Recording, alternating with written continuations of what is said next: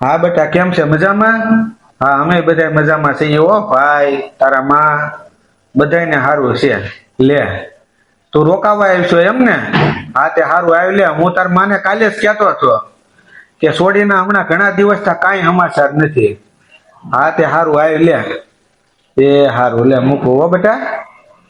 છોકરીનો phone હતો, એને હમણાં થોડાક દિવસની રજા છે ને તે એ 4-5 દિવસ રોકાવા આવે છે.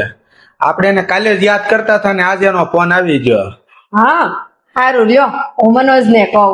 મનોજ બેટા, હા બા, બેન આવે છે 5 દી રોકાવા. એને શું કામ છે બીજું? ઈ તો ગમે ત્યારે થોડી આવે. બટા, ઈ ખાલી 4-5 દી રોકાહે પછી વહી જાહે.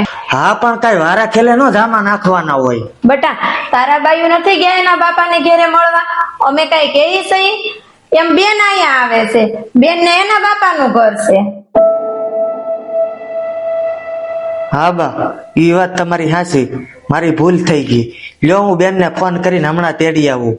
મિત્રો, જ્યારે છોકરાઓ આવું વર્તન કરે ને ત્યારે માવતરને અંદરથી બહુ દુઃખ થાય છે અને દીકરીને પોતાની જ ઘેરે આવતા પગ ભારે થાય છે. જો મિત્રો, તમને આ વિડીયો સારો લાગ્યો હોય ને તો 10 લોકો સુધી શેર કરજો.